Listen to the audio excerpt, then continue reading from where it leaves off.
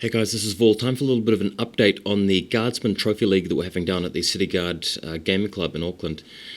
Tomb Kings versus Vampire counts for this particular game. We're actually 3 games into the league.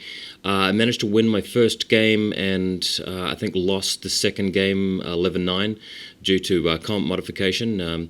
Not sure if anybody out there will know what that means. Essentially, your score at the end of the game is modified by your your army composition relative to your opponent.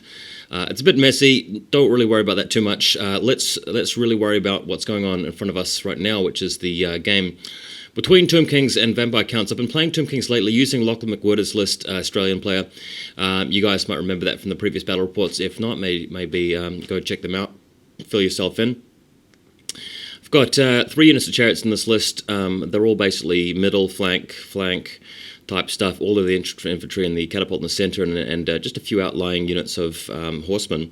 Going to the next photo where things are a little bit clearer, in the middle of the field you can see that my catapult is set up there. Basically you start the prince out with the catapult, then fly him over to join the Tomb Guard once it's about to get into combat, or possibly even the archers. And Tomb Guard in the center there. Haven't actually placed my characters yet. Out in the middle of the field you can see my opponent has a character out in the middle of nowhere. He hasn't deployed it yet. We're just basically setting up the armies at this stage. Next picture, you can see that he has a group of wraiths and a banshee and a character inside the forest there, alongside the fellbats. And what's going on there? I'm just going to go to the next photo to show you a bit more of a close-up. He has a vampire lord with the ethereal upgrade and the flying horror upgrade, so he can actually fly and he can join units of wraiths because he's ethereal. Very interesting little setup. Not the most optimum vampire count setup, but it's kind of cool. A bit more originality there. My opponent Daryl decided to go for that, so let's see how it turns out this game. It's quite a cool little photo with that terrain there. Next picture, all of his infantry and peripherals sort of just mashed in the middle there. He's got a single vampire in amongst all of those different troops, I guess, for marching purposes and for support. 2 units of ghouls, 1 unit of zombies, 1 unit of skeletons, 2 units of direwolves, a corpse guard in the background. You guys can basically see what's what. Next picture, on the left-hand flank for the vampire counts, he's got a big unit of black knights with 2 characters, a white king BSB and a vampire. That's a mounted vampire. So he's riding down against a unit of chariots, and I really don't rate the ability for that chariot unit to survive against the black knights plus those characters. So I'm going to be wanting to be playing that flank very carefully. Next photo, vampires win the first turn, having managed to deploy quicker than I did, and just sending out all of the fellbats straight away, as well as some of the wolves, dire wolves that is, and wraiths. In the next photo, you can see a bit more of an overview of how things have turned out. He's just sent 2 units of direwolves forward. Not really too sure what his strategy there is, because I can actually charge both those units with some of my guys without really getting myself into such a bad position. So I'm not too really sure what his game plan is there, but you can see what he's actually done in terms of maneuvers.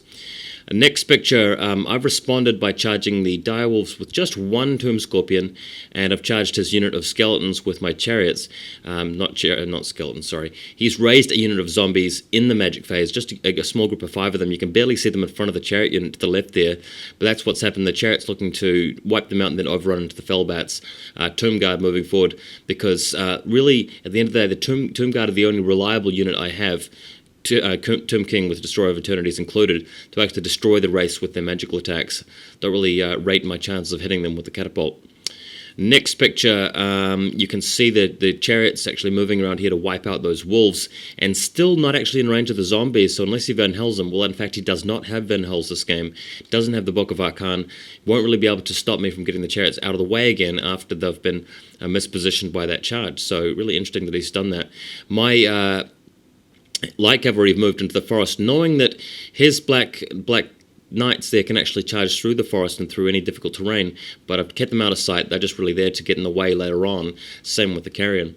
Next picture, what you can see here is that the chariots have wiped out his unit in the foreground of zombies and have overrun into the fellbats. In the meantime, the scorpion's just plugging away at the wolves there. I'm not really worried about him charging my scorpion with the Wraiths plus character, because then they'll be in range to be hit by the Tomb Guard. What's more likely to happen here is for him to charge up the hill and hit the chariots after they've wiped out the fellbats. So we'll see how that actually goes. Next photo, indeed, that's what he does, charging into the flank here with his Banshee and Vampire Lord and Wraiths. And interestingly enough here, the chariots managed to get enough combat res just from wiping out the wraiths to stay in the runnings there for a couple of turns. His vampire lord, yes, on foot with a great weapon, so strength 7, but he fluffed his attacks a bit, only managed to nail one chariot with that auto kill strength 7 hit. So that meant the combat hung around for a couple of turns. Next photo, you can see elsewhere in the field, chariots have managed to wipe out those zombies in front of them, or sorry, those wolves. He's moving forward with the rest of his infantry, can't really catch up to me, so I'm going to have a couple of turns to remaneuver, reposition to maximize my advantage there. Next photo, in the background, you can almost see the chariots behind the forest there. If you look really carefully, that forest in the middle of the photo, there's a second unit of chariots behind the forest and one unit to the right. And that's me moving out of the way of his Black Knights. In the meantime, moving the carrion back there to march block them. So that's really just preventing him from actually using one of his more powerful units there. In the meantime, the chariots at the top right of the photo, just moving back so that they can now frontally charge the zombies and start dishing out some damage there. Next picture, lots happened here. He's actually fallen back with his vampire lord and wraiths, and the scorpions have actually pulled back a little bit. Same with the tomb guard. Everything's just basically recalibrating itself to meet his battle line full on, and nothing in this photo shows you where the wraiths are, so we'll show you in a bit. Next photo. He's decided to move his Black Knights around the forest and go around through the middle instead of around the flank, because I've pulled back with my chariots. And in the background there, you can see what's happened with his wraiths. He's just actually pulled that back all the way towards the forest and moving forward slowly with his main bunch. He's been trying to cast Wind of Undeath in the magic phase, but I've managed to dispel that or scroll it every single time. So that's what's happened there. The scorpions really just trying to get out of the way and pull back to the company of the other Tomb King units. Next photo, Tomb King himself moving right the way forward, getting ready to hit that ghoul block and really tempt the wraiths to come in from the side. That's what I want him to do. That way I can actually slowly grind everybody down and resurrect Tomb Guard wherever they're needed. In the background there, the chariots have actually moved back around the forest now that they're not being stared down by the Black Knights. So that's really the plan here. Just sort of stay behind the forest if he goes around the flank. If he goes through the center, I'll just come back around the forest with the chariots. Hopefully that makes enough sense from what you guys are seeing there. If not, I'll point it out again later in the photos. Next picture, both liches have joined this unit of fast cavalry. They're actually armed with spears in the photo, as the models are, but I've actually got them representing light cavalry instead. So they're actually trying to get the spells off on the Tomb Guard to charge forward at the ghouls. Next picture, again, just showing you what's going on here. He's casting Gaze into Gash at the chariots. That's why they are taking a wound here and there with their little coins next to them. But still, have managed to neutralize the threat of his Black Knights on 2 of his characters. So that's why I give myself the advantage this game. Unfortunately, he wasn't able to do anything to fix this bad deployment there. Next picture, charges out with his vampire lord from the unit of wraiths directly into the unit containing my Hierophant. Didn't see that one coming because I had forgotten the fact that he had a flyer as well as an ethereal vamp. So the best I could do was challenge him with my normal Hierophant, normal sort of Lich Priest, who was not the Hierophant, I should say, and delay him a turn. In the background, you can see the skeleton unit just getting turned around so they can try and charge the Vampire Lord and save the day. But really, really awful blunder there from me, so it'll probably mean me losing my Hierophant before long and getting the army to crumble. Very silly stuff. Next photo, I've actually charged into his ghoul unit with my Tomb King and so forth, and destroyed nearly all of the ghouls, but then I've been charged in the flank by a unit of skeletons, so it's going to take me a long time to actually chew through all of them, even though I expect the Tomb Guards to come out better off in the long run. In the background, both Scorpions charging his ghoul block with the vampire in it and actually slaying the vampire. In the further background, chariots charging the zombies, so there's a real brawl erupting here in the center, as we expected there would be.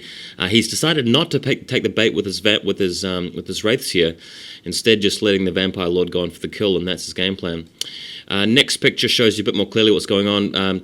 Chariots crushing into the zombies, wiping just about all of them out. Scorpions hacking away at the ghouls, but not really doing the job there. Unfortunately, the ghouls, with their sheer strength of numbers and combat res, managed to kill both Scorpions, but not before I nailed one character, so that was worth it in the long run. Next picture, finally he's destroyed my Hierophant and all of the light cavalry, but not before the archers managed to flank him. It took him too many turns to do that, just that lone character, so I managed to wipe him out one go with static res of 6 if you count up 3 ranks, banner, outnumber, and a flank. There are a few models missing from this unit, but I raised them before the combat actually took place thanks to their banner of the Undying Legend. So that means both of our respective characters keeping the army is raised and up and running have been destroyed. So he's lost his Vampire Lord, I've lost my Hierophant, both of us taking crumbling tests at this point. Next picture, chariots mopping up the rest of the ghouls now that they've dealt with the zombies, and the Tomb Guard's still just mopping up units left and right. It's becoming easier now that he's removing guys due to casualties there. Carrion flying over into range of the king. Next photo, the wraiths finally being hunted down by the Tomb Guard thanks to that reforming banner, and me just crushing the wraiths as well. And that's about it. Hope you guys enjoyed this commentary of this report. It was a win to me. 16-4 was the points at the end of the day. Hopefully I have a game for you guys next week. Stay tuned for it.